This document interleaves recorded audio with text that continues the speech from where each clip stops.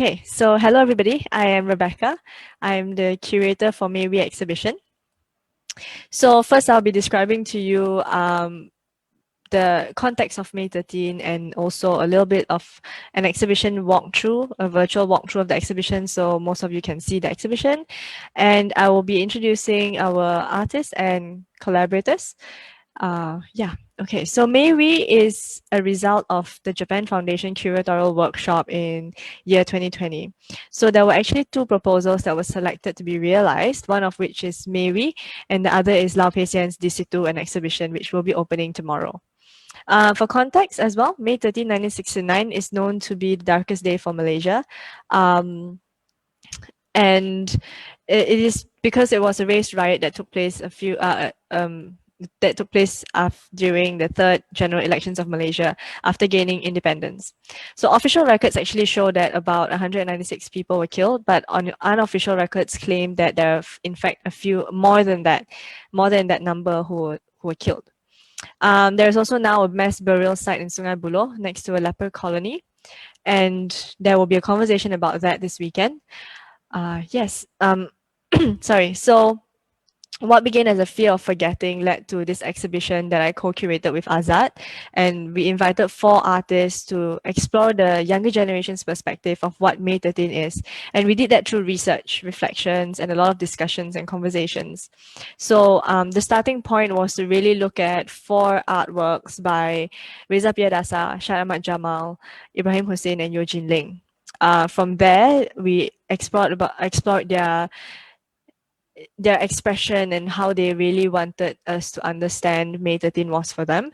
And later on, we went to articles, books, and also we spoke to a few experts, for example, Dr. Por, Professor Diana Wong, and Mak Teh.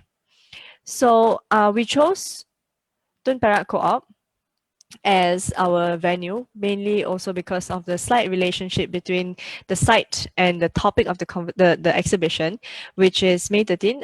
This Jalan Tun Perak used to be known as Jalan Mountbatten. It was also where the funeral procession took place before the riots happened. So I'll be sharing my screen for you to see basically the walkthrough. Okay.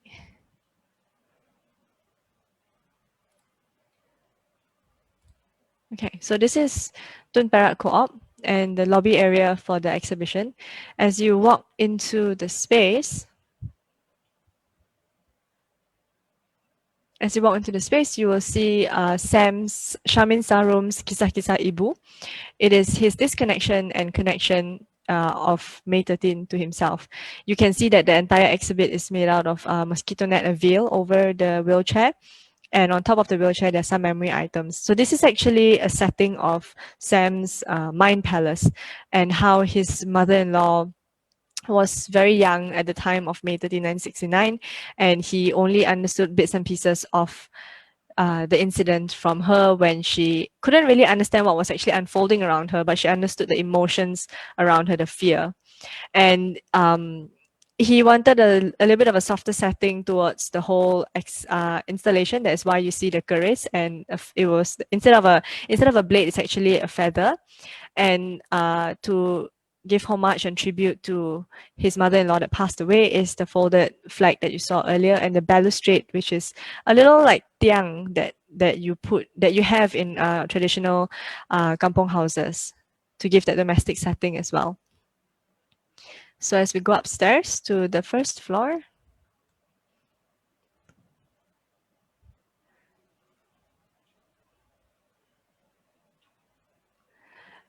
as you enter through this door, you will see Davinder Singh's installation called Salvation Can Happen Here. It may require some salt. So as you step on the coarse salt, it sort of like gives audiences a slight moment to think about what needs to be done before someone can actually be healed from a certain pain. For example, a physical wound will hurt when exposed to salt. But after the exposure, you actually work towards healing from a physical physical wound or trauma. So as we are stepping on this bed of salt, you actually can look into the trapdoor, which actually leads you to a direction towards Sam's wheelchair installation. And that gives you sort of a window of memories that it invites you to open up that window of memories and invites you to ask questions about this incident that we don't actually talk about. It's that the encouragement to help you maybe move towards something that you don't really understand. And it also protects us because salt protects us from, in a lot of different cultures, salt becomes an element of protection. And over here, it's sort of understanding what has happened in May 13 to be able to protect ourselves in the future so that it actually doesn't happen again. So this is what we're actually going to be talking about today. The artwork is called Belas Masa by Ali Alasri and two of his collaborators, Yiky and Bryan Chang.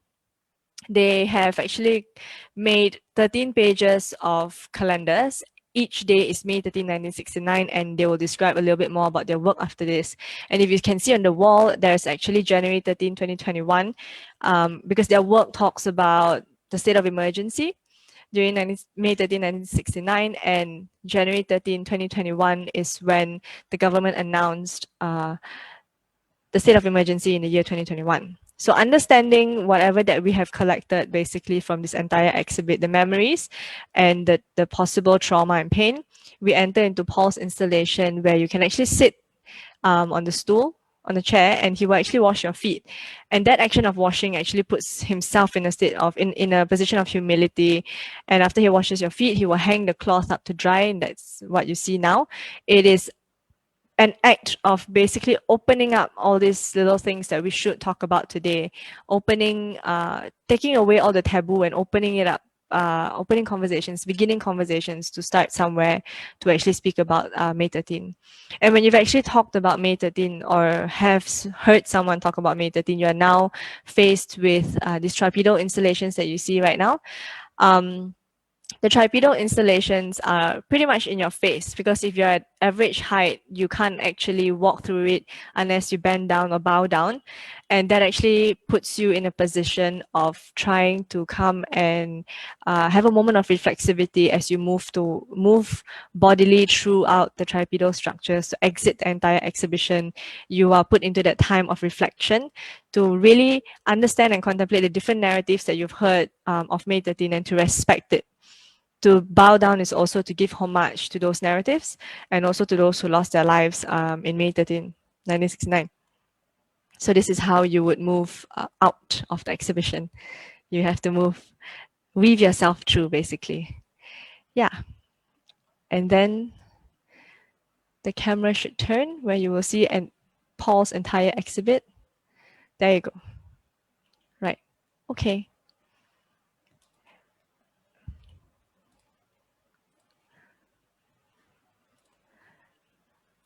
Okay. So right now, I would like to introduce Ali Alasri and also two of his collaborators. Ali Alasri is actually a performer researcher with a Bachelor of Arts in Media and Communication from Deakin University. He's also doing his master's right now in University Malaya. And he's worked in a lot of, he's been involved in research and creative projects, including performances, installations, exhibitions, and participatory projects. So he is also part of a collaborative project between British Council and Sime Darby. Whereas Yiky is an actress for screen theatre. Hello. Hi. There you go. She holds a diploma in performing arts from Summer University, and Yiky also completed her first year of training in France in École Philippe Gaulier. Bryan Chang is a multidisciplinary designer. Hi, Bryan. Hi. He's a generalist, and he also worked in projects that involves graphic design, theatre, and video production. So these are the people that created Belas Masa. Right now, I'm going to pass the time to Ali, where he will basically explain a little bit more than I did about Belas Masa. Okay. Ali, I'm going to share my screen, yeah? Oh, okay. Okay. Okay. Right. So I guess I was invited by Rebecca to respond to this particular topic. I think I wasn't sure why I was created, but I think she was curious because I'm coming from a performative background or soft perspective. And from there, we then figured out how to talk about this time because we weren't born or we didn't live through this time itself, kan?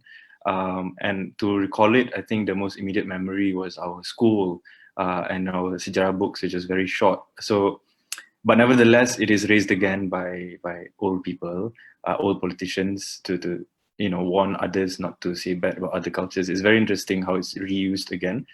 So I guess I realized that the task to look back into this time required more than one person to do it lah. And that's why I invited Yiky and later on invited Bryan Chang to help me sort of expand a way to place my role as an artist with this May 13 and what are we actually doing through this exhibition.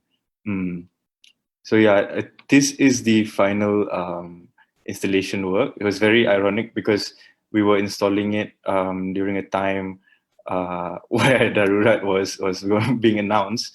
So I think it was a weird fast forward how to fix this thing for an audience that might not be there.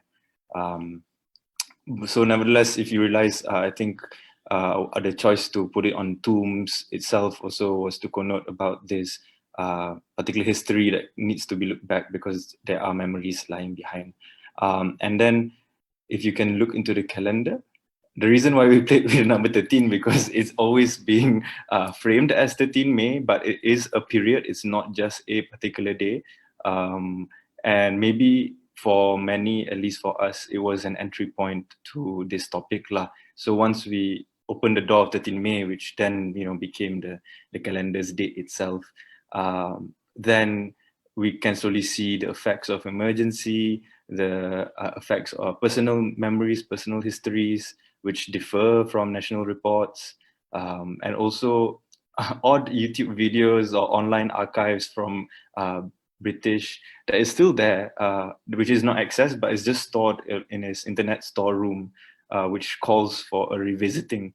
And there were also a lot of journals written, but yeah, I mean, if we really think about it, how many people actually read academic journals on a daily basis? So maybe from there, we found me, Yiky, our position as artists to sort of mediate these fragments that are available and kind of make sense of the time. It was an overwhelming process, but I think through collating then we slowly realized the immediateness of the effects of May 13.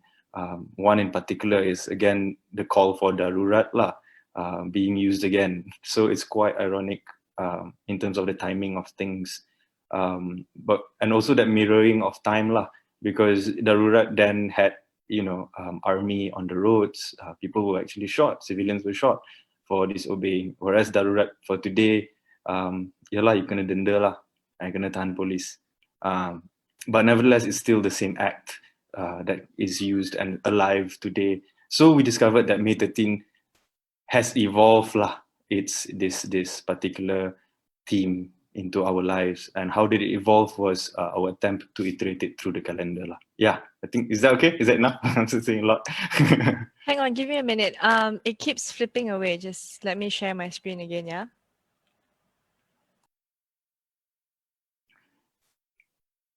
But yeah, I think Yiky, maybe you'd like to kind of like share a bit about your entry point joining me in this project, and how did I sort of expand? Yeah, because both of us are from performative background, so I'm just wondering, how did it feel to work in this format, exhibition format? So, like as Rebecca said, hello everybody, I'm Yiky. And as Rebecca said, I started off in the Diploma in Performing Arts in Sunway, and that's where Ali and I met. So in that place, there are two important tools that I learned. One is devising, which includes how do you create your material for your work. And one of the method was interview. And the second was ensemble work. That's why from the very beginning, we are very comfortable collaborating. And this lead to, in the diploma, one of our assignment where we have to interview our grandparents for their stories on May 13. So, and when Ali approached me for this project saying, do you want to work on something on May 13 together with me? I was very excited because the first thing is, okay, I get to work with Ali. I haven't worked with him for a while. And the second thing was, I realized I have this recording, this audio recording of my grandma, where I interviewed her about May 13 back in 2012. And so I showed it to Ali, and that was really my entry point because it was really personal. It's a story that I've heard her say. And in the process of trying to work with Ali this time, I actually ended up interviewing my mom as well, which was at that point in time only 8 years old. And then I get her version of the May 13th story. And what is interesting for me is, Ali, you wanted me to explain my entry point to this work, is it? Yeah. And probably the experience, because I think you were going there. Yeah.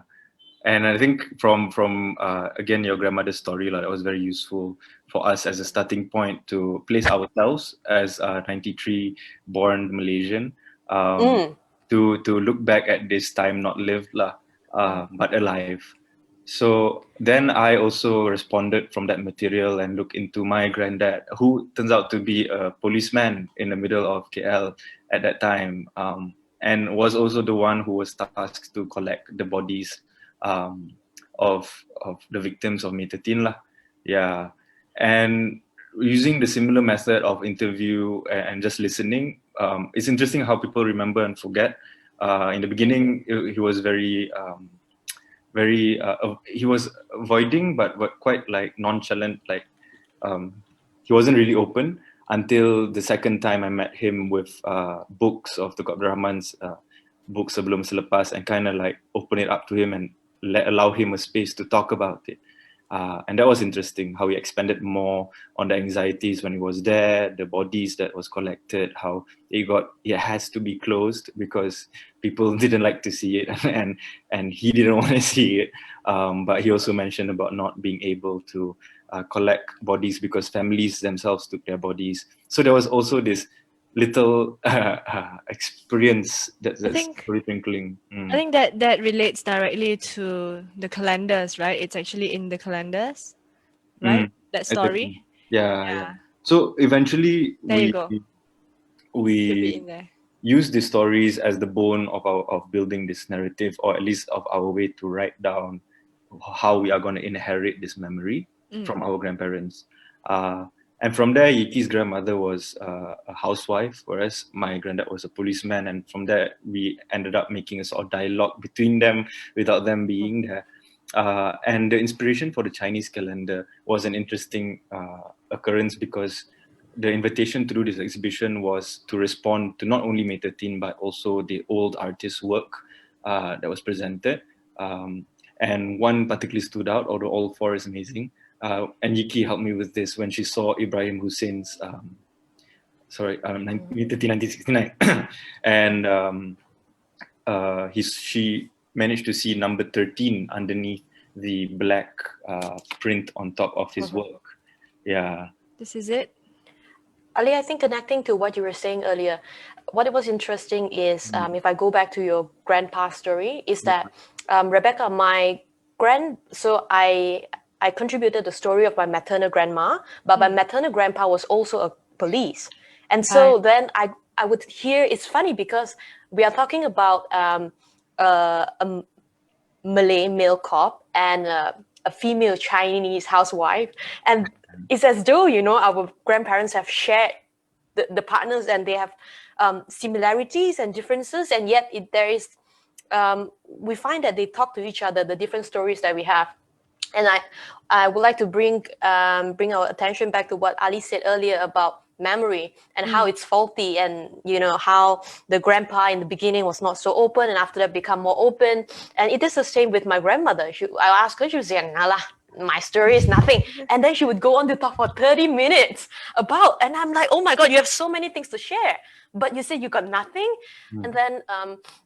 And then this whole, remember the book, Ali, this book by Tunku called May 13 kan? Before and after, this is the one where Tunku wrote, and my mother was so insistent that it was illegal, but my grandma was so insistent that it was legal, and yet they were looking at the same exact copy of the book. And I think this is where I see the meaning of our work, this calendar as well, where whose memory are we actually trying to talk about? And when I, as a 1969, when I retell the story, that how much of the truth is inside and how much of what we remember is actually what is true. So this is also what we hope to explore. And to go to your slide, if you notice, that's what I noticed, is that you could see the word, yes, a bit subtle, but the word 13. And then the letter 13, I pointed it out to Ali, and Ali was like, "Wow, what is that?" I said, no, it's because it looks like the word that the kind of font that they would use on the Chinese calendar. And then Ali doesn't get it. So I'm like, it's okay, Ali. I go and grab a copy of the Chinese calendar that I have at home. And so my father would buy them. And nowadays you have them with not just the calendar with the dates and the day of the week, but also you have this part called Tong Sing, which is like a little prediction. Hang on, maybe you want to compare and contrast and point it out on the calendar itself? Would that be Sure. great? Yeah? Just share it. Sure. Yeah, can. It just keeps crashing for some unknown reason. So I don't know if Bryan, you are familiar with this kind of calendar that has got the prediction part underneath. It says like what you should do, what you shouldn't do, what is the good time, what is the good position, for people to pray, or like what is the good number for you to buy. And it's funny for me. I saw it a few times in grandparents' house, and that's pretty much just my only experience with it. And from there, I was so because again it's only in Mandarin, the version that I have. So then I had to tell Ali. I actually took a video for him, and I said, Ali, this part means should do this, shouldn't do this, and he was so fascinated. And the following days, he came back to me and said, Yiky, I think we are going to scrape our previous idea and try to make a Chinese calendar, but multilingual.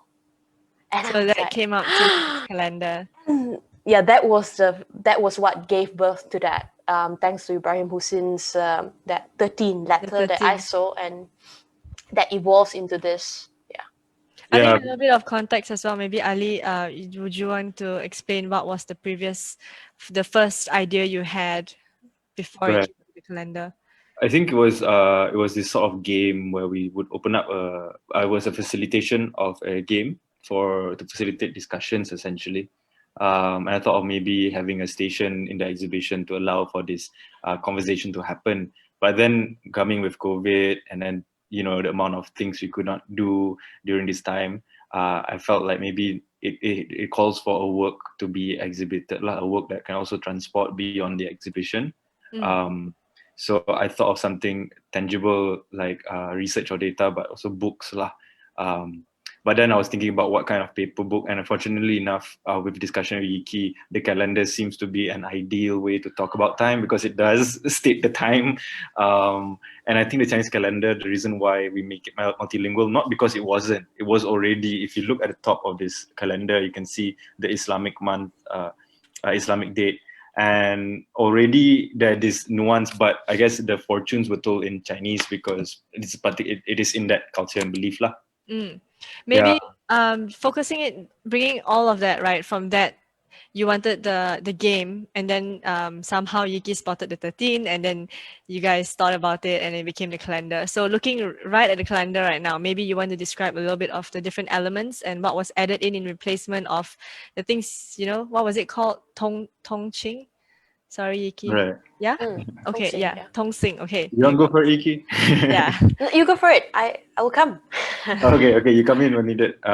Essentially, we have the 13 May, of course, but on the left and right of the number, usually they would put proverbs or lessons, and we thought, okay, maybe we could include here voices that were spoken or was shouted at that time, and also proverbs that could encapsulate the event and how can the event be useful, because I realized going through this 13 May discussion, there's a lot of possibilities of going through a very emotional space. Not to say it's wrong, it's just, yeah, it gets very personal, and it gets very crowded with violence. So how can we look at it in a more, say, larger sense lah? And through that became the compilation of ideas, and proverbs helped to really like ground, okay, actually this is what's happening lah, beyond the immediate violence at least. Yeah, and then below number is actually where they would state the fortunes of those who are born in a particular year and what would happen to them or what kind of fortune would come. But we kind of shifted it a bit to talk about experiences in 1969. So I think Yiky, we changed into being in 1969. You will undergo la da da da da, one of those things lah. And then you look below, you can see the time of fortune. Which one is the time of fortune? This is at the center, at this the second floor. Yeah, right there. Yeah. And usually they would state good timing and bad timing to have tea or to not go and have tea. But we looking through a lot of timing based on the research materials that was given to us and are available, I think. We decided to kind of put all the bad timings, or at least not the bad timing, but timing of incidents lah, that has happened.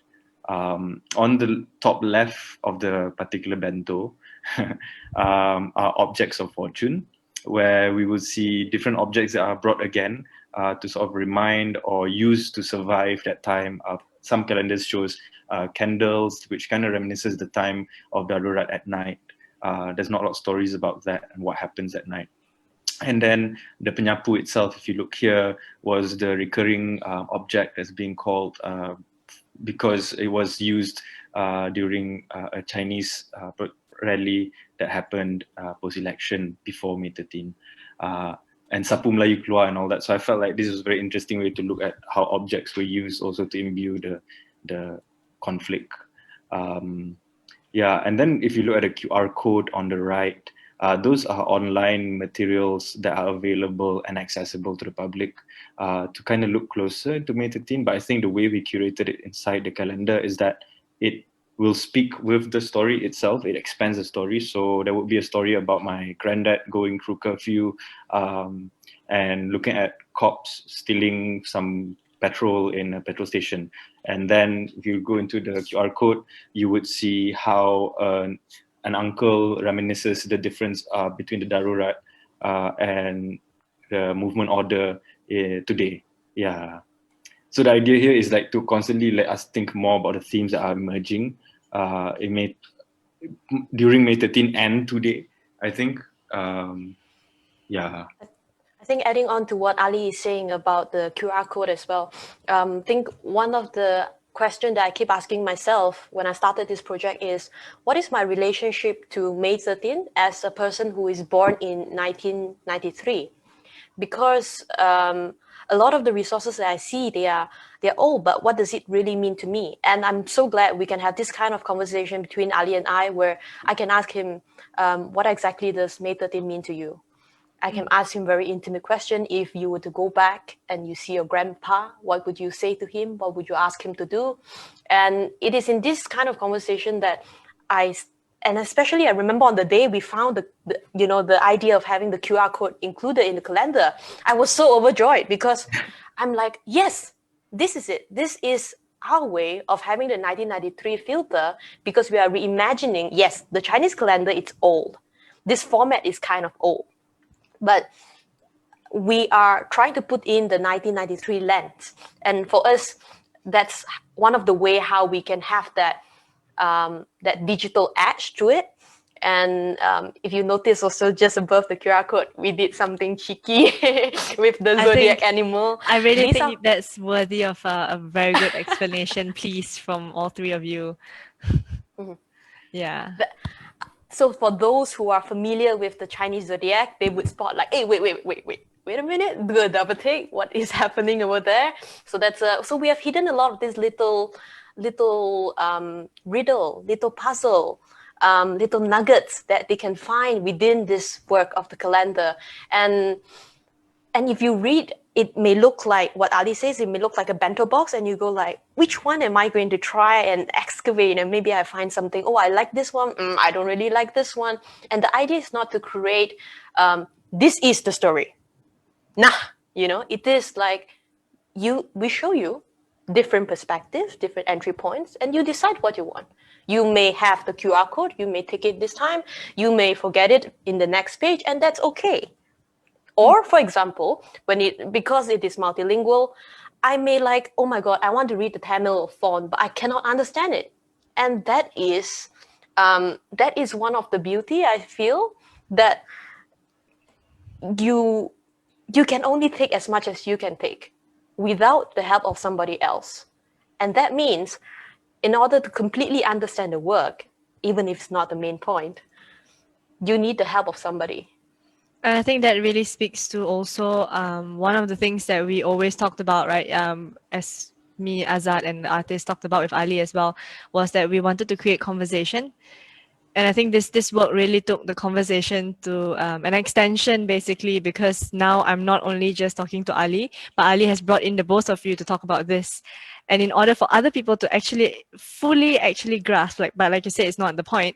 You need the help of someone else, which means you need to talk about May 13 with someone else, which I think is absolutely brilliant. But yeah, so maybe explain a little bit about the double take with the zodiac, the dragon and the tiger.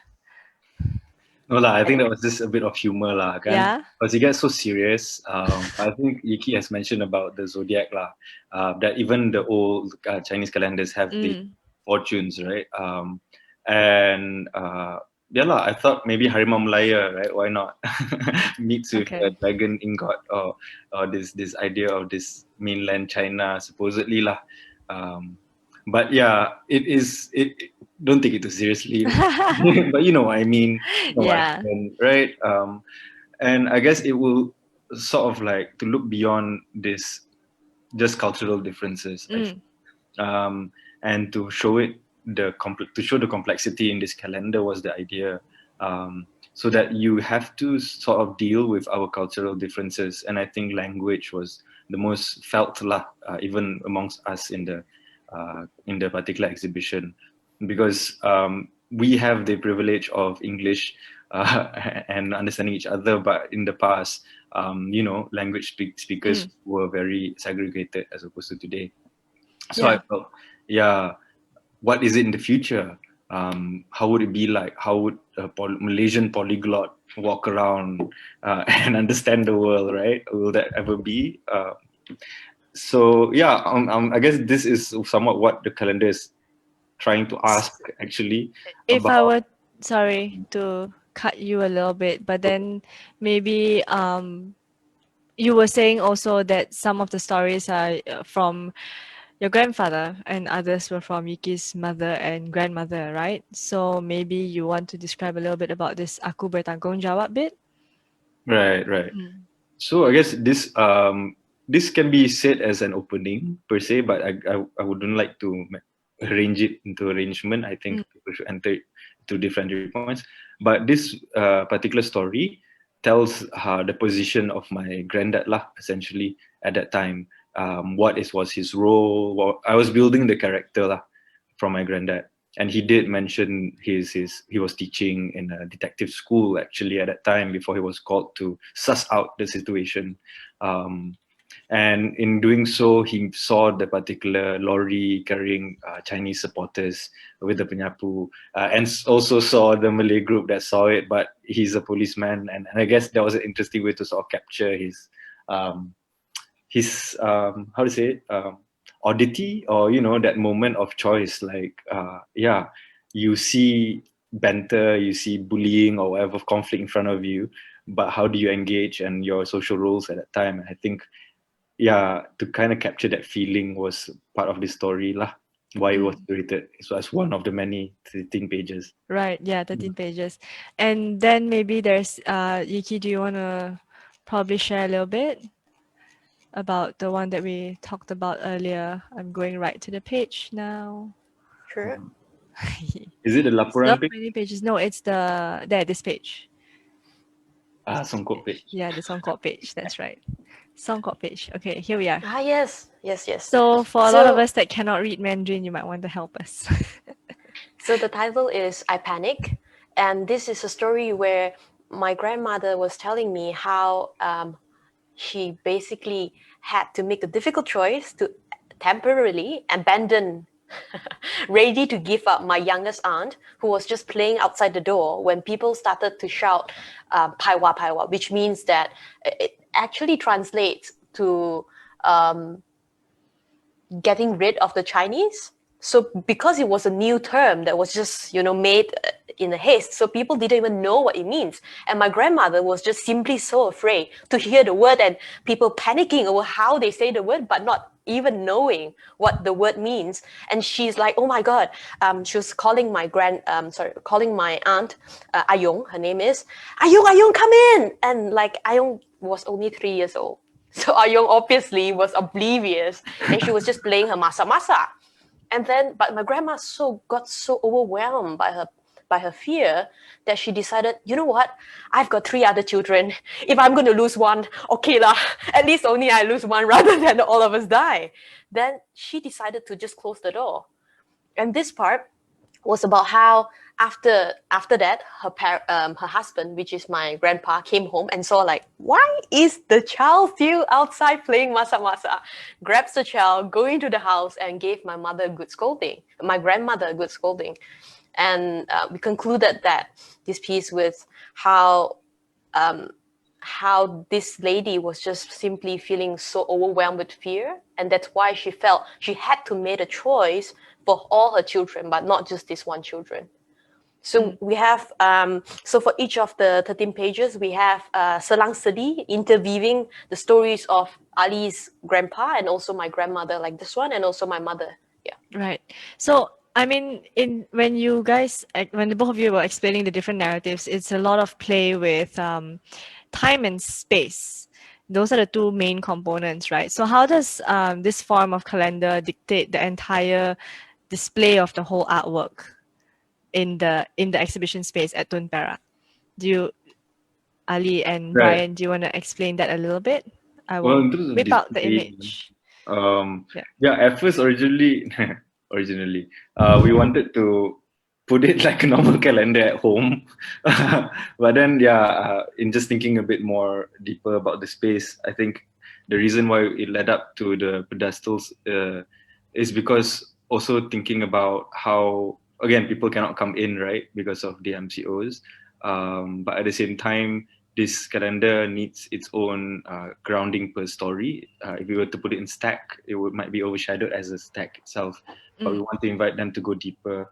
And the setup of this particular pedestal really was because, I guess, I live in Damansara Damai in Kepung, near the Sungai Buloh punya train station, and near the graveyards, Metatin graveyards, and I felt macam it got popularity later on, but it's still there. It still needs to be remembered with the ongoing dialogues that's happening.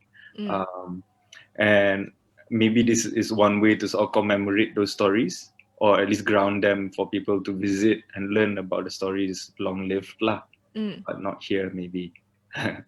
Yeah. So we were also looking at, before this, we're looking at different ways of presenting it. And they were like putting it on the wall, putting it on, having it as if just paper flying around the space.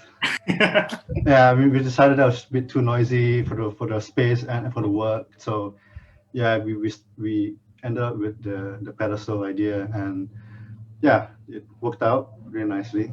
Do you think that the height had something to do, that's a story that you wanted to tell, or maybe the dramatic effect of the light as well? It looks a bit theatrical. Probably a background that all 3 of you came from. Is that possible? And maybe what was your thought about it before that went up? I think the varying heights of the pedestal kind of, I think it's I think twofold. I think one is the repercussions of the events of the day, and the stories of the day can affect people in different varying ways and in different varying impacts. So we wanted to kind of do that as well. And also the second one is the stories, this memories, this history, these different stories just have different exposure throughout the years. And I think we wanted to have this varying heights just to also to play with that varying exposure of the stories. So there will be stories that you hear a lot more, and those are probably stories that come from a particular perspective. So we wanted to play around with that. That there are stories or memories that are kind of more underrated or you don't hear much at all. So just want to play around with it. So we were working also with people coming into the space and exploring the work. So with the idea is that people walk around, bend down, kind of look up and down around the space, and just to work their way through and kind of excavating these memories. Yeah, Right. that's the pedestal. And then the little light bulbs. I mean, you have Yeah. lights in the space, but you wanted light bulbs. Yeah, so the day before the second last day of setup, we had everything put in. We finally had the pedestal properly painted and properly sanded and everything. We spent quite a lot of time making all this pedestal ourselves. We were quite I'm crazy aware. at it. Yes. So we put it in and then we put in, well, the bulbs wasn't it wasn't the idea that we had going into the space. So we put everything in, the pedestals, the calendar on top. We used some gallery lights.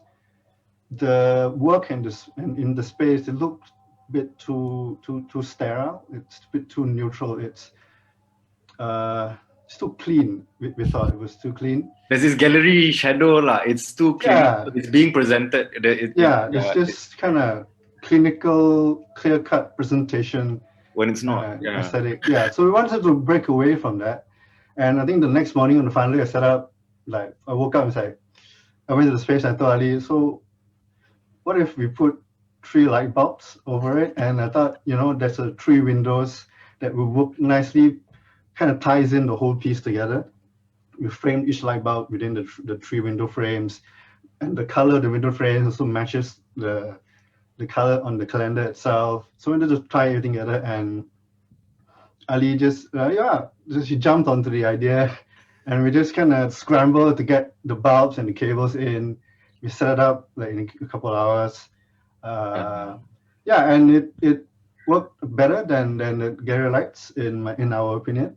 Bryan, because the reason being of the unevenness and also the light installation, Bryan, you put it very well, is also to think about how people were going to perform around these stories that they are receiving, right? How are they going to read it? And when they read it, when you have studio gallery lights, there's that particular filter of reading, we felt, and these yellow lights at least neutralizes the relationship of the work and the particular reader. And this unevenness shows that it is not all the same. We cannot say all these memories are even, clear, and they are emerging because of the particular party's agenda or individual's agenda. And how can we, accept this narrative at the same time, deal with the fact that it's not the same, and everything is So, I mean, when the curators, basically myself and Azad, thought about using Tun Perak as a space, and when Ali actually went to the both of you and told you guys, hey, we're going to be at Tun Perak, was there any, did it sort of influence the decision making of, in the end, making the calendar? Or it was just, okay, I will use that space and we'll figure out how to manage? The space did kind of influence probably how we want to think about the work, because it's so near to the particular narrative and incident to the main locations where that can also be swallowed by it. But I think fortunately enough, I guess with the calendar around Tunku Op, it managed to find life, and this was, I think, coincidental, I have to say. I think it also worked in favor of the work because of the kind of the ambience, the sound of the city, the audio bleeding in. It really helps create this different experience if experiencing the exhibition and the work in person. And I think one of the reason light bulbs also, because the building is an old building, and the light bulbs kind of evokes this more era specific kind of visual aesthetic, and also it's also warm and inviting, but some would argue it's very somber and morbid. But it's open for interpretation. Yeah. Cool. Cool. And also, there's actually one more element about all of your work. Basically, three of you decided that you would like to finally hang January 13, 2021 on the wall. That was also obviously not in the plan. How do you feel about it in thinking of when you put that up, knowing that, okay, state of emergency is coming and your work actually talks about state of emergency? How does that actually make you feel, especially when people cannot come in and experience the different heights that you have in place and flip open the calendars because you actually allow for that? How does that actually make you feel? I And- don't feel as happy as I can feel happy, but I think what it really was, because again, once you deal with making the work, right, and dealing with the particular subject matter, and then you think about the presentation format in this exhibition, what does it mean to exhibit these ideas? And then when we were going to do it, and kind of when it's about to touch the public, like you said, not planned, right? And our government is not planned, right? And then all of this occurred. So it really felt like a way for us to sort of close the door to this, or at least put our final foot lah, or how this work or towards the current time and what's happening in the official landscape, So to put that particular calendar to 2021 was also a way for us to also think about time as ever present. We are experiencing the same time our ancestors are, only in different periods, if that makes sense. So it's just playing around with this nuance lah. Yeah, Yeah. different periods and different contexts of but everything ties back. Yeah. It's Yiky. a lot of ad hoc decisions that we made in this phase. Yeah, we were really responding with what's going on around us. Yeah, It was a busy time lah. Pre-2021. So, Yiky, you were more involved in the planning of the content of what went into the calendar. So, not being in the space and then hearing, how this work will be placed and then how they actually was going to suddenly hang this calendar. Did it sort of like shift or shift how you actually wanted the entire work to be seen? Well, I think it is very strange because I feel like because I've not witnessed May 13, I can never fully grasp the event. But at the same time, this national emergency that we're in right now was also like, what? We are in it? And I feel like I'm not able to grasp it as well.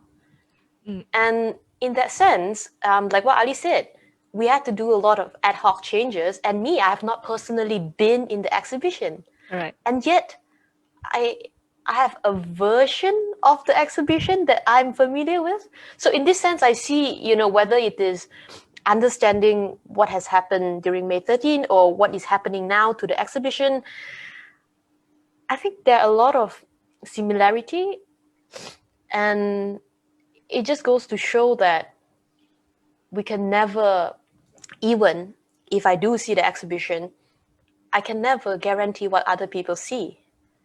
And I think that is just the nature of life. You can do what you want. You can have an exhibition ready, everything go, and you can never predict what will happen. Yeah. Yeah.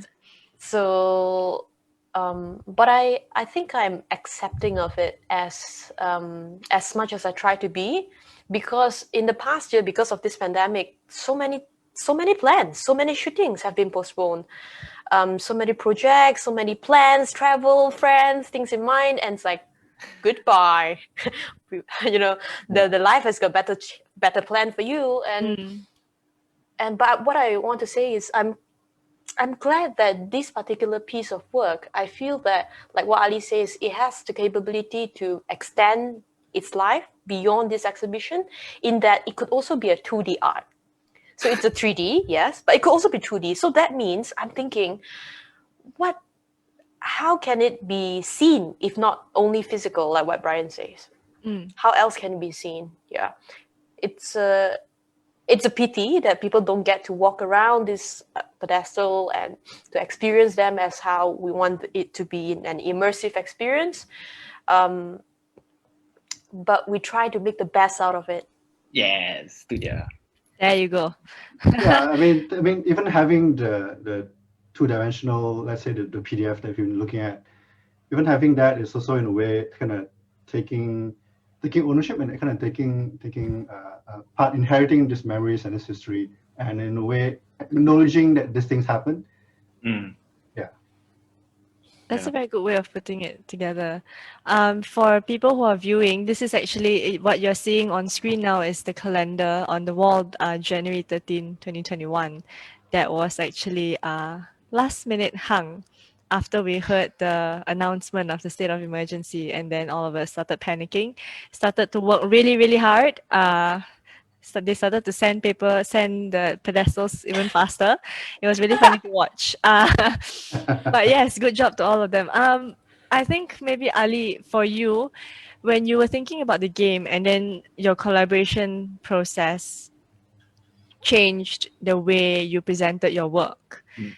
But in any way, does it bother you or does it not bother you, or how did that change impacted the way you felt this work was going to be? Because when we invited you, like you said, we wanted to explore the performative side of things, but it ended up becoming a different type of performance where people actually, it was inviting the audience into this performance where they walk around, but you were not performing anymore. How did that affect any of your thought process? I think it's great because it is supposed to evolve, right? Because I think the beginning idea was we were entering lah. Again, going through this exhibition is very different in a sense where conventionally I feel exhibition have a sort of curation of works that are already done. You know, this is a bit of like devising and coming out into an exhibition work as opposed to a theatre play or it's a creative production lah. And I think to have my practice sort of not say evolve, but like follow the flow with my collaborators, and that's why I thought bringing in collaborators was very useful for me to expand and bounce ideas. Because May 13 isn't a memory you inherit your own, kan? You have to share it around. And then how it evolved into the exhibition mode was clearly interesting lah, in the sense where I managed to kind of deal with, or at least share the amount of things that I have encountered with my collaborators on it. The contradictions we hope that people would see based on our intersplicing and connections we put inside this calendar. Yeah. Right. And sorry, go ahead. No, and that felt much more important lah. Right. And the performance then evolved into the audience's performance, as opposed to So you used that contradiction word, right? Were there any very major contradictions between the narratives that you shared with Yiky and when Yiky shared with you? And how has that impacted the entire way you view May 13? Has it not impacted you? Or the other way around for Yiky as well? Were there any different narratives that you guys compared, and then has it actually changed the way you look at May 13? Well, I think it's difficult to say because the kind of stories that we are getting are so varied. But I think in our collaboration, Ali and I would be finding the balance between personal and not to say national, but I was very interested in very personal, very emotional aspect of the same story. So even if we have the same story, I would say this part is important. We should highlight it. It's about the emotion, the fear, whatever. And Ali would be, no. We need to zoom out and we have a different perspective. So he was the one who suggested at one point for us to have the grandparent story in the third person's pronoun. So instead of the first person. And we had those discussions where how much we want the audience to have a step back, to be able to look at the whole situation, yet how emotionally attached or detached they are. So I think that is the most negotiation that we had to do. But in terms of selecting what stories, I think it was okay, because we were not we were not precious about it in that sense. We are really thinking about because we are working like the bento box, right? We are working on 13 bento boxes, and so we trusted each other with certain parts that he would put into the bento box, I would compliment, or I put into bento box and he compliments. So yeah, not so much of the challenge in that sense. But did all this decision making and also listening to where Ali is coming from and what his grandfather has experienced, did it change the way you view May 13, or maybe any part of this process actually did change your view of May 13 at all? But the interesting thing is, because I'm working with this artist, This I artist. actually know a lot more about Ali in a very specific manner because I know Ali and Ali's my friend. We would chat about things, but not in such depth, I feel, and for such a particular reason. So then the way we ask each other question also changed, because I'm like, okay, I ask you this question, but I'm trying to frame it in my brain. Where does this go? How do I organize this? So if anything, I feel I understood a lot more about how Ali view. And he actually thought we actually chat a lot, and one of the sessions we were chatting about prayers, different kind of prayers that you would do for the dead, and that really opened my eye about religion, about his religion. And he asked me about my religion, which I was not so familiar with, and then I had to ask my dad, and that made me more aware of my own religion. So I think that, even though not exactly on May 13, but working on this project definitely changes my, I would say, peripheral knowledge surrounding May 13.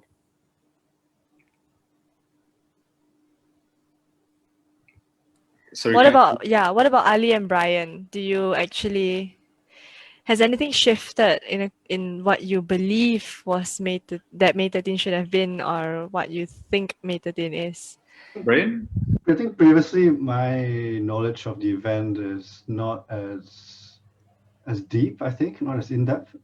But now, I mean, reading all the multifaceted kind of input, all the stories and memories that Ali and Yiky have compiled while designing the calendar, it kind of just some interesting figures and some harrowing stories and figures as well. So it really kind of changes, like puts things in perspective on the scale of the event itself, and it just makes you wonder that why is it not reflected on now, that we don't talk much about it in a way, because it has kind of impacted quite a bit of life after the event up to now. Yeah. Ali? Yeah, I think the life after lah. I think after this, I got more angry after finishing the work because of the things that are still alive due to that particular date or period lah. I mean, Bumi rights, BM national language, it's all of these things that are solidified in federal constitution, in acts, in laws, which are hidden from how is it to remember how much a nation can change in 3 days, one day lah, Yeah. And to look at these repercussions today, to remember why I wake up in the morning and raise my right arm and say Rukun Negara, and to see contradictions on how the elders are living, it's quite interesting process and a frustrating one lah after finishing. Not because of that work is not complete, but I think the reality of that of this issue itself is so much entrenched in our society, but it's too entrenched. Who wants to untangle it? Right, that's true too. Yeah, I mean, it's not acknowledged in a way. It's not acknowledged as much as I think we should. Yeah, it's not acknowledged as much as we should. Yeah. Talking about not being acknowledged, I think when it comes to May 13, our family narratives are not acknowledged a lot. How many of us would actually, go back and sit down and really ask questions after the first time you get pushed away? For example, Yiky, when you first spoke to your grandmother, right? She didn't really want to open up, but after that she spoke for half an hour. So I think a lot of us might have taken that first, I don't really want to talk about it, and then just okay, she's not comfortable, and then stop there. But I think what you guys did was to take that extra step. And in taking the extra step, it also is reminding yourself that memory might change. I'm not sure if you ask your grandmother again in a few years' time whether she'll tell you the same thing. And how do you feel about the fact that all this memory might not be accurate anymore? That, Rebecca, I feel is the very fabric of this work. Right? How Yeah. real is the memory? And one, because when, we can look at the same incident, but we can, because of where we are standing from different point of view, we have a different understanding. And that first understanding is the first layer. And how we understand something and memorize it is, remember it, is also the second layer. And my grandma has told me this story in varying degrees. So this time in the interview, it was the deepest because I really sat her down and go like, tell me, spare me no details. I want to know everything for my assignment. Mind you, I'm like good student lah. So that was in depth, but bit by bit, you do notice that the way she referred to that person was a little bit different here and there, and you go like, I don't know which one, but it's just somewhat there. And then my understanding, it's another layer. And then me understanding and retelling Ali about my grandma, it's another layer. And me and Ali, after proof checking my story and make the final edits, it's another layer. And how real is it at the end? Correct. Do they look very real to you, Rebecca? Yeah. I approve the work. Yeah. If I say that it doesn't look real, it helps. It also helps that we get kind of perspective and stories from both Yiky's grandparents and parents and from Ali's grandparents. And you get this cross-referencing of memories that may or may not be complete, but because of you having different memories from different perspectives, you kind of have a clearer picture of the jigsaw puzzle that is the event itself. So yeah, I didn't manage to talk about earlier the bottom part of my calendar and the Do you want to? I mean, if there's time, I don't know. Yeah, there is time. Don't worry. I have to share screen the calendar. Yeah.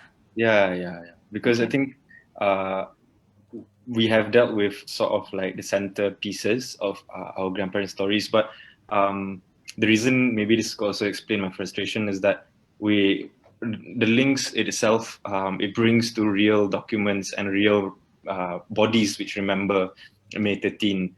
And if you look at the Ekor Nombor on the bottom right, with these up like different senses of the time itself, I discovered, and tried to put class or economy inside it, because I think Dr. Paul and our discussion with that was interesting when she mentioned about how a lot of the victims were not politicians, although a lot of frustration came from the politicians. And then how a lot of this violence itself is done by men mostly. You don't see women going out into this rusuhan. It's all young male Chinese or Malay guy. Yeah. And there's a lot of pipes and craze. But I think the idea is that we were trying to also not just remember through our grandparents, but through how we will have to live unlike our grandparents, with the warisan box. If you look at the bottom left, these are different policies, acts that are emerging post this particular dates. I think I was inspired by Mark in one of his presentation about the different policies that was put in place when Tunku Abdul Razak came into play, although he wasn't sort of voted in. And I think it really does mirror, Muhyiddin, and today also not voted in. Ada juga kat situ. And Angin Kabar was a way for us to also take out, because we found news articles, and I think we've done this before in my past work with the Complete Futures punya team. And the idea was to bring in these headlines or rumors or news articles, essentially, of May 13 itself from the past and also from today, to kind of see how this particular topic evolves. At the same time, how it is remembered, especially those that we got in 1969 from British news. A lot of British stuff. Yeah. But And yeah, that was just it. Maybe we might build a new page, but we don't know yet. Soon. Yeah. talking about next works, honestly, where do you think this would lead you next in terms of like talking about May 13 or just sharing all these things? Because from what I understand, it's really how all of you actually came together and felt that it was your burden, right? To actually carry these narratives with you and for other people as well, to let other people into the narratives that they might not have. For example, other people might not have grandparents around to tell them about May 13, but these are stories that they can hear. And although they don't know what their grandparents went through, someone else went through this, and it's a good way to share. So, do you think there is anything else that you would actually add or take out or continue on in this process or to speak to more people? I don't know. What are your views of the future of this Belas Masa work? I mean, it's for me. It's weird because you have to allow the audience to receive it now. I think it's in that phase for them to deal with it, respond to it, and see what they can expand. Um, and how it's gonna do so, I'm not so sure because of MCO and all that. But it's clearly alive. If anybody wants, can ask Rebecca, ask me. I can share you something maybe. But the idea here is that now there's these traces of evidence of that time, or a sort of like narrative sculpture of that time, which you can look at other than Malaysia Kini and Gang, Usual Suspect. Yeah, so I think this will sort of hopefully help those who wants to deal with this particular topic and to really understand why they want to deal with it. To what ends? Is it because of your personal drive? Is it because of your political agenda? Why is it? Why you want to talk about this thing? You know, is it just because it's the violence interesting? You want to talk about it? I think, yeah, at least this calendar can help them see the scale or at least the breadth of this topic that exists in our tiny nation. Okay. Yeah, let it be the entry points of whoever wants to look into it even more. Yeah. They can use it also to draw patterns with other Southeast Asia region at that time also, and Oh, that's a good one. Yeah. there are riots and massacres that also happened in this 60s, 70s, a time of counterculture. Correct. Yeah. Indonesia and all that. Yiky, do you have anything to add to this question? I'm thinking, Ali, you sure you don't want to promote what you're gonna do? No, because Rebecca, you're asking about what to do next, and Yeah. and what you are thinking, Ali. Is that I feel that is the next step, the extra page, right? So are you gonna reveal it or not? No lah. We No, Yeah. Oh, I so think there's a secret, right? it's a secret. I mean, I know what it is, but I didn't know whether it's a lot. That's why I asked you that question. It's a Not secret. sure whether. Yeah. Okay, so stay tuned, everybody. Something's coming up. Right. I mean, Okay. it could even take a different form where it can be kind of more performative, more Yeah, like Ali would know. Like it's more of it's like a live performative it is kind of show. scripty, right? The work. It is like Yeah. scripts with set directions, whatever. Oh, And that then sounds really amazing. yeah, a playwright could write a script using Yeah. the sources that are available. Yeah, and just have a bunch of sound bites and all these interviews, archival footage and images. Yeah. Okay. So I've asked everything I needed to, basically what we wanted to talk about today. Let's open the floor for questions. Hang on. So there's a question from Mecha. She is curious to know of the deselection process of what were not included or excluded into the final output of the setup, if any. I guess vague memories or very personal memories that may not necessarily provide apa tu a sort of resolution or not resolution, but that only deals with that's bias towards a certain history or that has racial bias or I try to sort of avoid that. Or certain memories that glorify a certain individual, I also try to avoid that. Because we don't want another Tanda Putra, I think, through this work. But the idea of having our grandparents' punya memory as a sort of spine to tell the story and a calendar as sort of premise to work it out, the calendar format influenced a lot on the way we want to sort of have to retell this data and stories we collected, actually. Especially with the auspicious and not auspicious, that is clearly based on the artist's punya understanding of the event that he received lah, and put inside this calendar versus the real calendar, which talk about being auspicious things to do and not do on that day itself. Yeah. A little bit of context, maybe what is Tanda Putra for people who maybe haven't watched it or haven't heard of it. Oh, from me, is it? Oh, Yeah. oh, it's a movie lah. It's a Malaysian movie by Persona Pictures lah, about Tengku Razak. Apparently, they decided to talk about it about him at the time of May 13 lah. But then it's not their fault also, because that's when he's coming in. Okay, thank you. Anybody? Sorry, Yiky and Bryan, do you want to add to this selection process, or what was not included or what was excluded? Well, I think we covered a little bit. I'm wondering, is it useful to talk about what happens before we ended up choosing the calendar? And whether that's useful because we deselected the idea of the game. Would that be useful? I don't know. I think the question was more, I guess, asking about how the stories were selected, maybe. I think it's also how were the stories selected, and maybe when you were putting out the work in the space, when Bryan was actually helping with the space, was there anything that was actually not included in the end? All the emotional stuff. Ban by Ali. Cannot put inside. No, Yiky, this one too emotional lah. Cannot. We're gonna take a wider perspective, please, Yiky. Okay, Ali. Okay. Actually, talking about emotional, I brainwash him.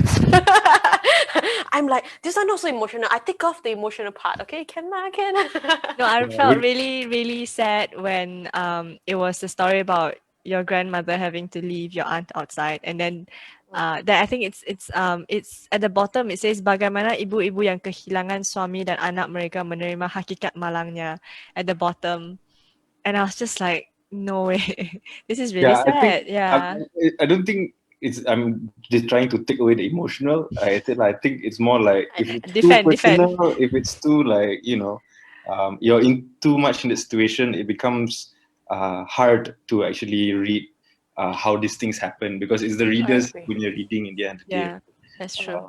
And already, by sort of distilling the stories to make it clear of the events, to be cold about it a bit allows us to see it clearer lah, and yet still touch that emotional note that you kind of felt, I suppose. Correct. Yeah. Okay.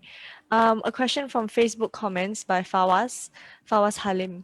Bagaimana karya seni dapat menjelaskan peristiwa tersebut? Adakah saluran seni adalah medium terbaik bagi menerangkan peristiwa ini? That's a good question, because I think throughout the process of work, and a lot of the things collected for this particular calendar, I wouldn't say seni as the best saluran, but I think I'm tired of asking for a national reconciliation.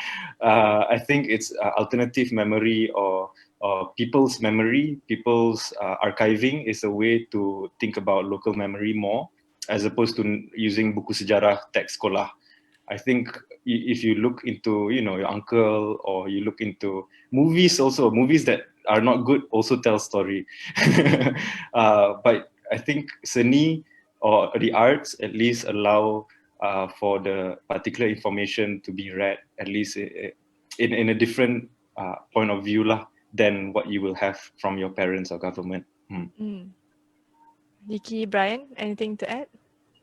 I don't think it's a matter of whether or not art is the best medium. It's a medium. Whether or not it's the best or it's the worst, it's a medium that allows us to talk about something, to present something, and to have this discourse by the medium of art. So whether or not it's the best or not, I don't think it matters. It's a medium ultimately, yeah. And to carry on to what Ali was saying is, I think I'm at an advantage because I feel like I don't have to I don't have to pick sides. I feel like that really liberates the way that I choose to tell the stories.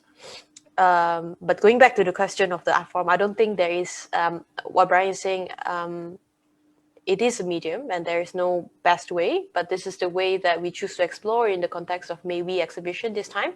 So we make use of it. And going back to Ali, what you were saying earlier about you as a performing artist, and then you feel like this time you cannot perform. But then again, what serves these stories? Yeah. So whatever serves this story, at the end of the day, it's not about me being the glamorous actress, but it is about what this piece needs. And I feel like I'm quite glad the way that it turned out, because at least this medium this time, I feel like it fulfilled its purpose, and that's something to be proud of. Yeah. Yeah. I think in some ways also there are people who also mention that art is a good way to talk about trauma and difficult histories like that, because of the layerings that we're allowed to play with, in a sense.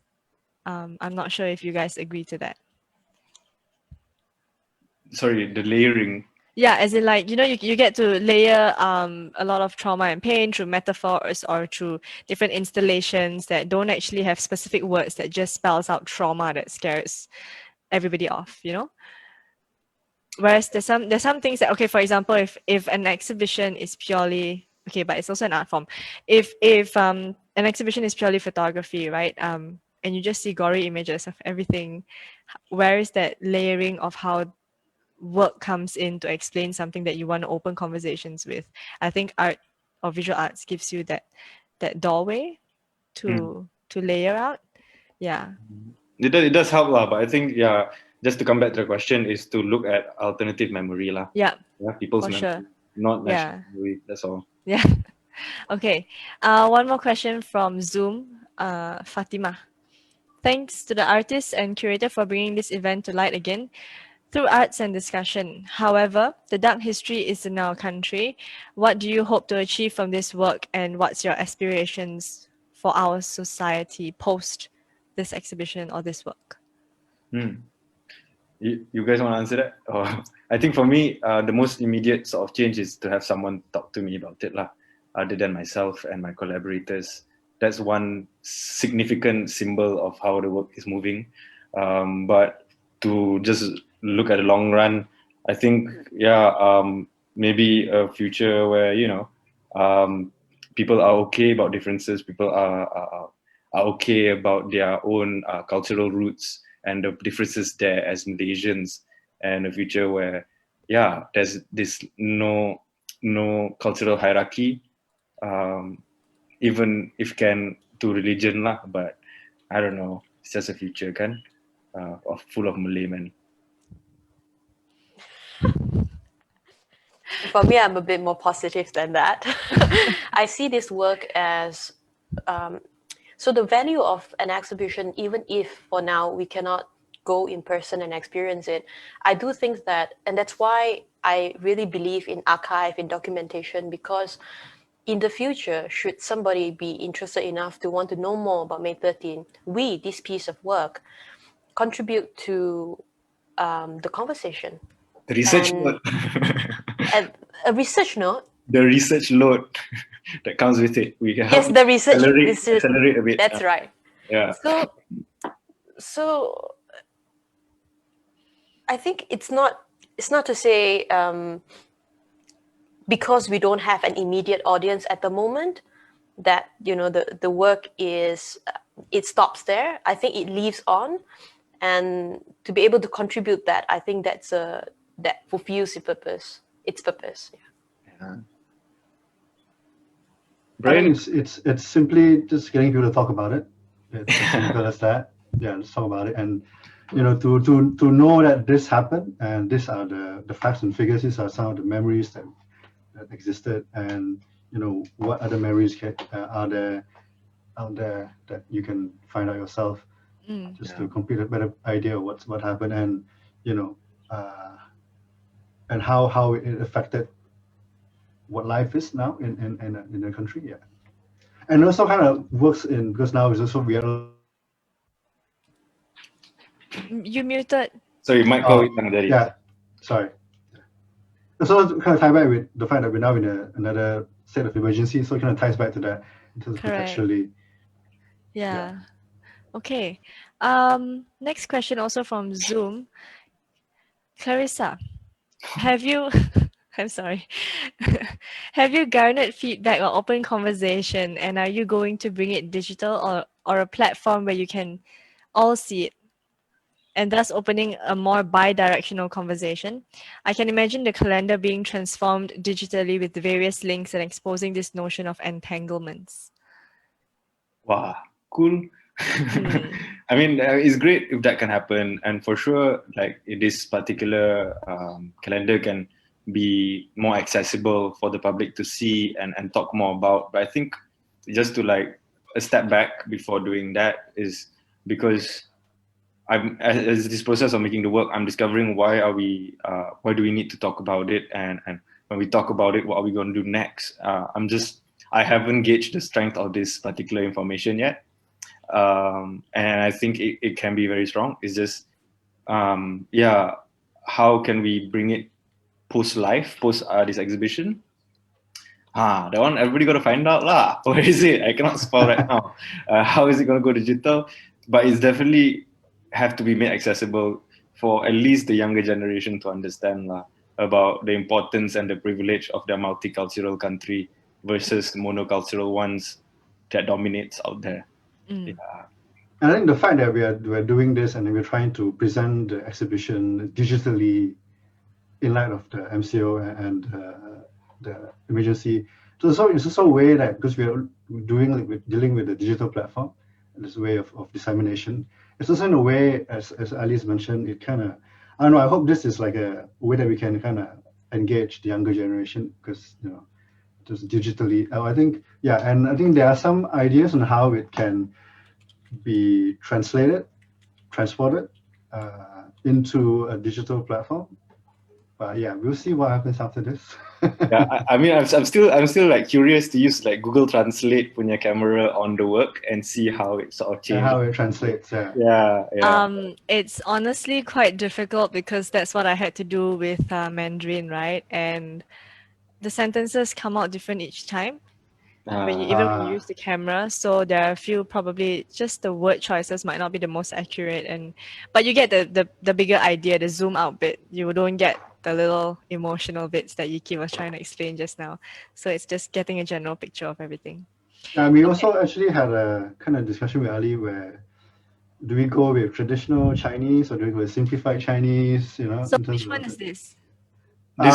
we went with both, like a hybrid. Yeah, Oh. So most of all the other information around the Hmm. quotes, the little dates, all those are in traditional, but the story, the grandparent stories, those are in simplified. Right. So the idea is that the current generation, the younger generation, were taught the simplified writing, the system. Yes. So it's better, it's more accessible for them to read that. Yeah. Yeah, because the idea was that the main story was supposed to be spoken. So even the BM also wasn't like a assignment BM. It's a spoken BM. I think the simplified was more spoken after discussing with my collaborators. And the traditional vibe was used because of all of this proverb, petua-petua. Just to keep it with the aesthetics and the vibe as well. Yeah, the traditional ones. Cool. So there's a comment on Facebook that 13th May 2021 this year is also Eid Fitri. And so what does it mean to you that this year the Hari Raya Idul Fitri falls on May 13, especially when Hari Raya is a time to forgive each other's sins? It's a cuti though, hari cuti. Who doesn't like the holiday, right? Yeah. But I think to have like a day to remember is useful lah. I mean, Valentine's Day, 14 February has been around, kan? And then what do we do with 13 May and its recurrence again and again? Do we see old politicians raising their banners again to not behave, or else May 13 will happen again on the same day, or we would appreciate one another in a different Malaysian form. I don't know what. But to have it Hari Raya on May 13, like nice lah, holiday, good lah. Forgive sin, forgive sin. Forgive sin is important. It's always important. But first, one has to admit sin. Yeah. Okay, Yeah, that's a very good way to put things. Yeah. One final question so far from Zahari in Zoom chat. As the curator, how do you select the artists to be involved with the exhibition? As artists, how do you try to interpret through your creative process? I will answer from my part, which is the curatorial bit. When we selected our artists, it is very important because I work with a co-curator as well. And one of the first few things that Azad and I realized when we sat down and talked about May 13 is that we both have very, very different interpretations of May 13, mainly because I come from a typically Chinese family and he comes from a Malay family. And that really put out the two really different narratives. And I was a bit surprised with the certain things that I didn't realize was happening or was said, but that made us come to this conclusion that when we selected our artists or invited our artists, we wanted to have various different perspectives of May 13. So, for example, Ali is a performer and he also has family narratives from his grandfather, but not all of our artists actually have family memories, direct family memories of May 13. And that's really important because in looking at such a history, not everyone was in Kuala Lumpur where it was the central of where the riots happened. Some were in the East Coast, in Kelantan, in Terengganu, and those are also people who share this common narrative of what May 13 is, as it is already in our history textbooks. It's something that we all know, but how affected are we and how do we view it becomes important. Yeah, so that is how. And for artists, how do you try to interpret through your creative process? I think we look at the curatorial brief that was given, and from there, honestly, it's figuring out the intentions of the exhibition on my part. Like, why are we having this exhibition? What's the continuity of it in the larger picture, lah, kan? And knowing that purpose, that niat, then we start building what we want to do to carry on and achieve the objective, lah, which is to open up a conversation. But I think, it was also thinking about how different was the work I'm doing today versus the work that was done in 1970s lah.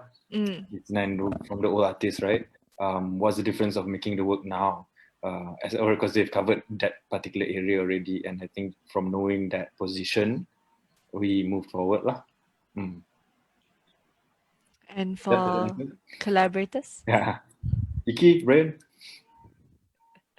Yiky can go first. I don't really understand actually what is being asked. Basically, how you interpreted this entire large large history or heavy context of May 13 through your creative process. Okay, let me think about it. Okay, so Bryan. Well, I think what I did was just read through all the research that Ali and Yiky has compiled, which is a lot of kind of interesting and scary stuff, and figure out how best to present it, design wise, and also and how it worked within the space, in terms of the colors and paper, and should the pedestal be painted or should it be just pure wood? Round, That kind of a lot of decisions that All they the have to make, little stuff. yeah. So it's a lot of just reading, knowing what happened, and doing all the information, and then going into the space and figuring out, okay, what would work for the piece within the space. I think that was how I approached it. Yeah. Okay. I mean, it was a bit like performance also, because we were thinking about who are we talking to and how is the person going to makan it. Right. Yeah, so we kind of go back to a more performative kind of approach. Engagement. Well. Yeah. Yiky. And then, I found my answer.